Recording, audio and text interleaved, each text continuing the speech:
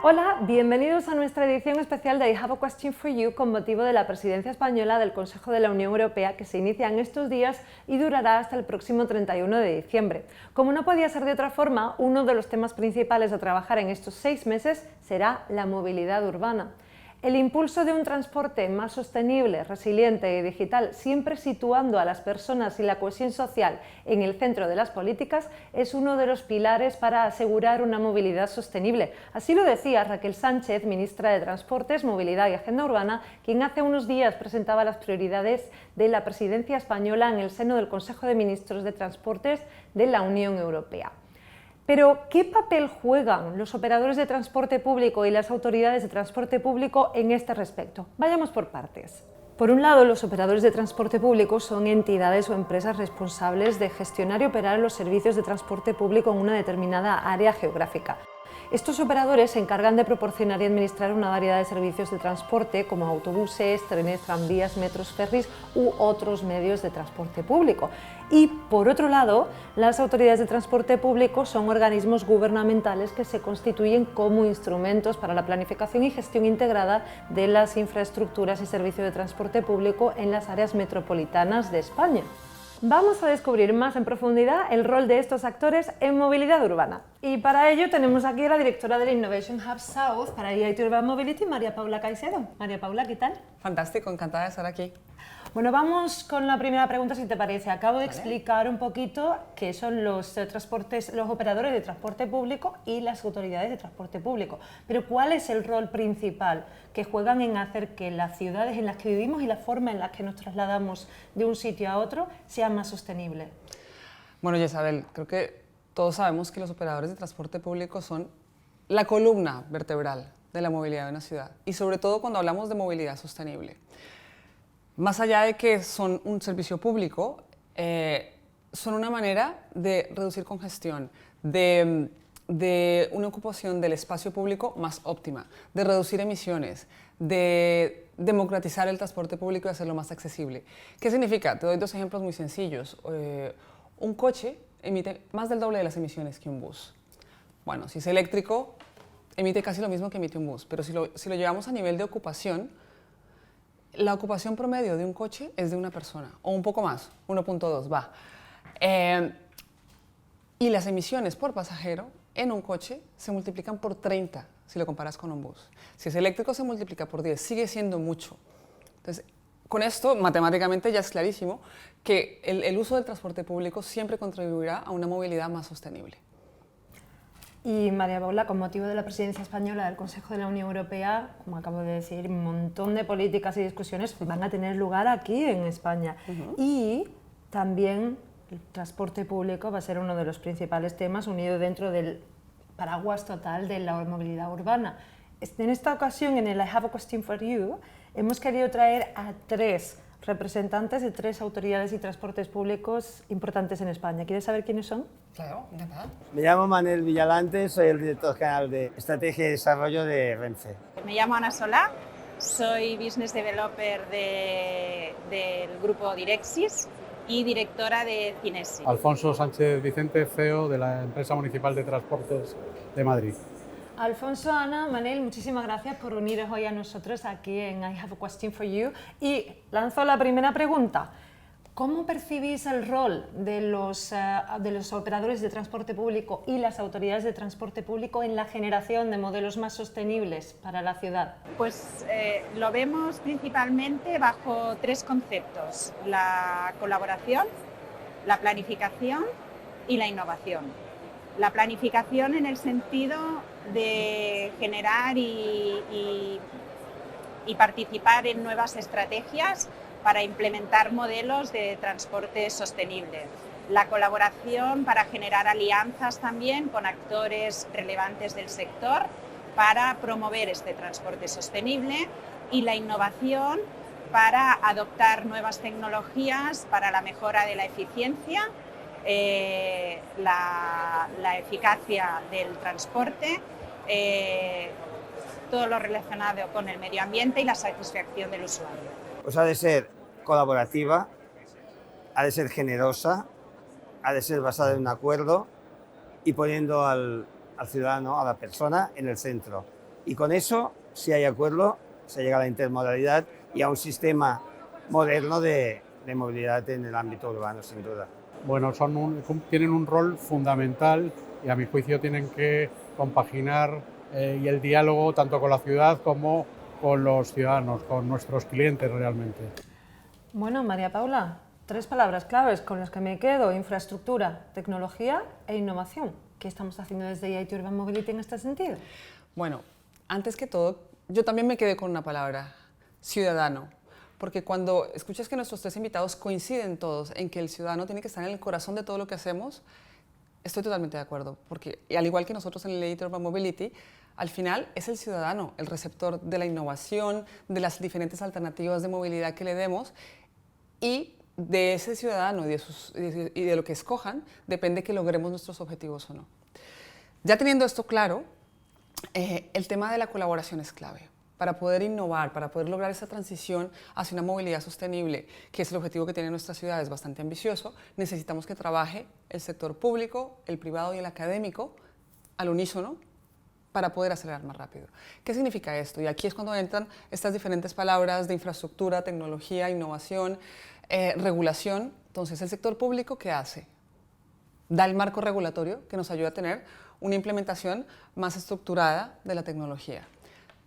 Las ciudades son esos receptores, ese host que en una calle, en un barrio o en una ciudad tiene sus servicios de movilidad y las personas, pues bueno, viven su vida en esa ciudad. Entonces es importante, es ese entorno no controlado donde debemos probar y testear todas nuestras innovaciones.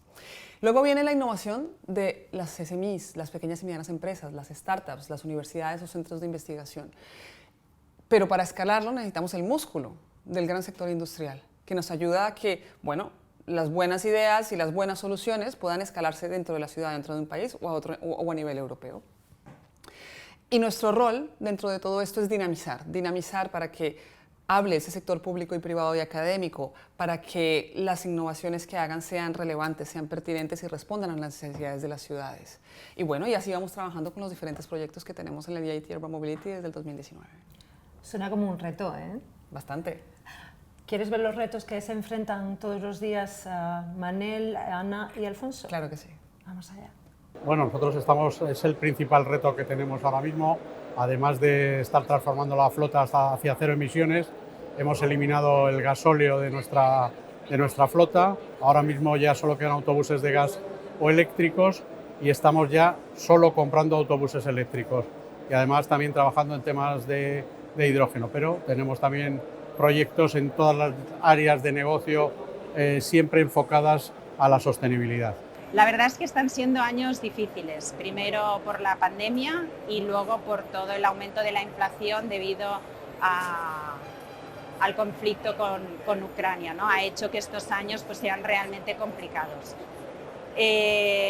Además, por ejemplo, la ley de contratación del sector público no nos ayuda en absoluto porque se están dando contratos a los operadores de transporte únicamente sujetos al coste, prescindiendo de la calidad. Y para dar la calidad necesaria se necesita contar del presupuesto necesario, porque si no el máximo perjudicado es el usuario final. Además de esto, pues, el precio de la energía, por ejemplo, como te he dicho, pues es un factor muy importante y muy relevante, porque no nos ayuda a cubrir los costes, pero encima todos los cambios que está habiendo no los podemos predecir a corto y medio plazo, con lo cual el momento de actuación es muy complicado. Bueno, nosotros somos una actividad que lo es intrínsecamente, ¿no? Pero es cierto que el ferrocarril es un elemento costoso, lento de desarrollar, precisamente por el coste, que luego no admite mucha flexibilidad y necesita acuerdo con el conjunto de modos de transporte que son mucho más flexibles, desde el autobús hasta el patinete, el coche de alquiler, la bicicleta pública o las redes de cualquier tipo de empresa de transportes, ¿no? En esa línea, el proyecto nuestro es trabajar en la intermodalidad y eso es la aplicación, la plataforma DOCO, que se basa precisamente en eso, en usar la transformación digital, la tecnología, para poder planificar y pagar los viajes desde un móvil en el conjunto del sistema, yendo de puerta a puerta, que es el cambio de pauta de movilidad que la la sociedad nos demanda, ¿no? Y eso con un ferrocarril estricto no es posible hacerlo, y debe haber ese acuerdo entre todos, pensando en el cliente en el centro. Muchas gracias por la respuesta. Y María Paula, de nuevo, palabras claves: regulación y legislación.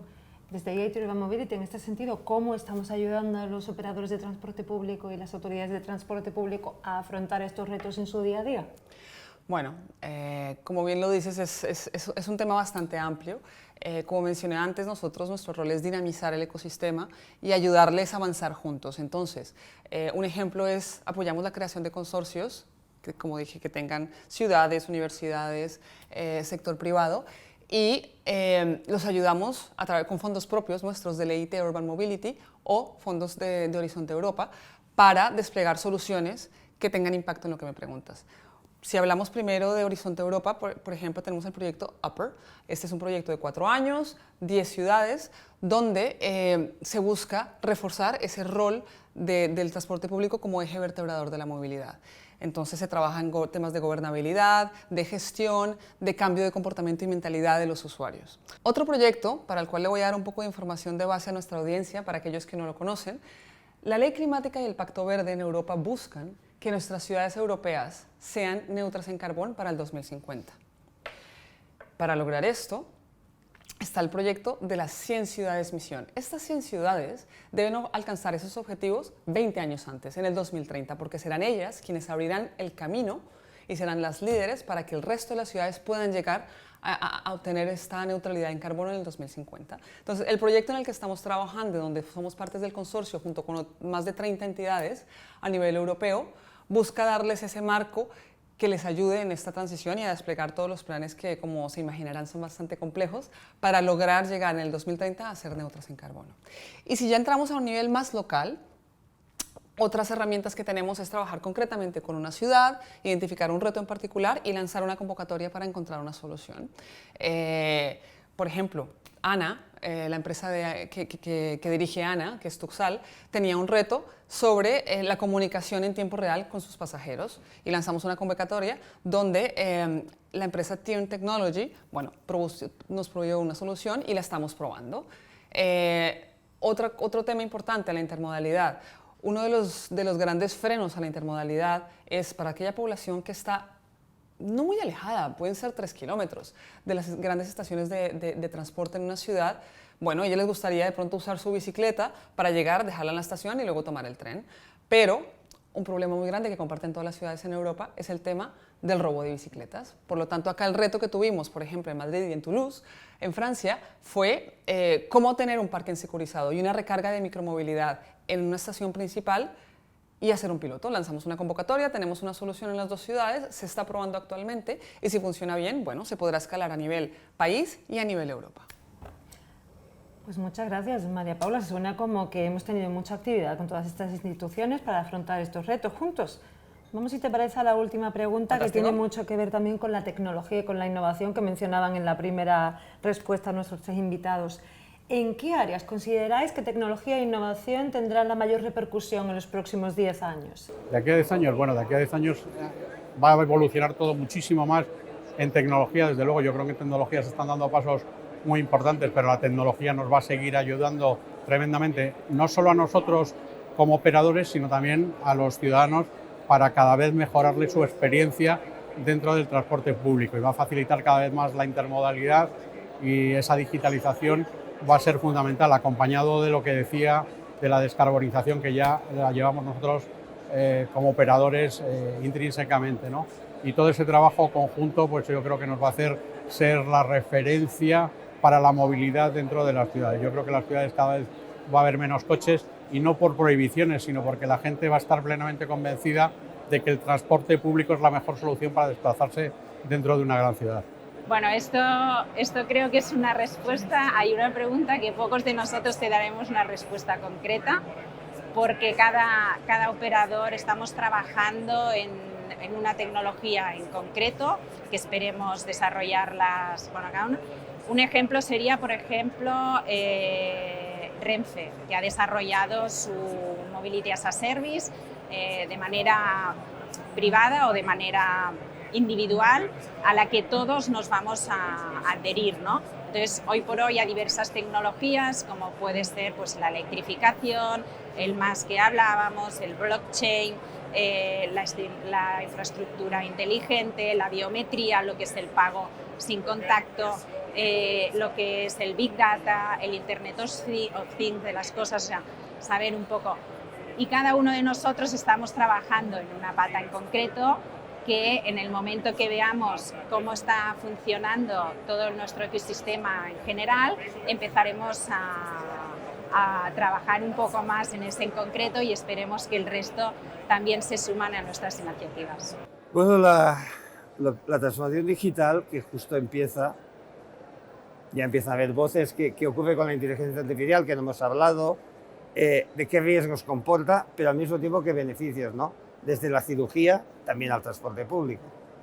Yo creo que el cambio en lo que llamaríamos el universo digital va a ir muy rápido. Desgraciadamente, la capacidad de regularlo, porque hay aspectos de la transformación digital que se han de regular, no va a la misma velocidad ni aquí ni en Europa, que es el marco probablemente más normal o más lógico de regularlo. Por lo tanto, ese es un camino. Y el otro tema es lo que podríamos llamar todos los sistemas de tracción, ¿no? Que hemos hablado antes del hidrógeno, las baterías, la electromovilidad. Son las dos líneas. Yo creo que esta línea avanza y avanza. Yo creo que la industria ya está comprometida y además es un elemento fácilmente, digamos, reconocible, regulable. El otro tema, claro, está siempre en la discusión de ponemos puertas al campo o el campo en sí mismo tiene elementos que no son aconsejables, ¿no? Pues hay que saber regular a una velocidad que normalmente no la tenemos, porque la innovación corre mucho más, pero sí que tiene riesgos. Por tanto, yo creo que es los dos grandes cambios en nuestra sociedad, pero también en la movilidad será la transformación digital, con la irrupción de la inteligencia artificial, el machine learning, el Internet of Things, y cómo se usa eso en el buen camino y pensando en la gente. Y luego el otro tema es cómo modificamos todos los temas de tracción, emisiones, que yo creo que eso está mucho más encarrilado. Ciertamente, como podemos ver, la movilidad urbana va a cambiar muchísimo en estos próximos 10 años. Y en base a estos cambios también se está empezando a discutir sobre si tendremos la posibilidad de mirar al cielo como una nueva ruta de transporte público o no. Precisamente en esta línea, la ministra Raquel Sánchez mencionaba la semana pasada en la presidencia, en el Consejo de Ministros de Transporte y Movilidad Urbana de la Unión Europea, este tema. Durante la presidencia, una de las principales prioridades va a ser la revisión del Reglamento del Cielo Único Europeo. Y este expediente es muy importante para la regulación de la futura movilidad aérea urbana. María Paula, en este área también en EIT Urban Mobility estamos haciendo ya acciones, empezando discusiones. Cuéntanos un poquito, ¿qué estamos haciendo? Claramente, Isabel.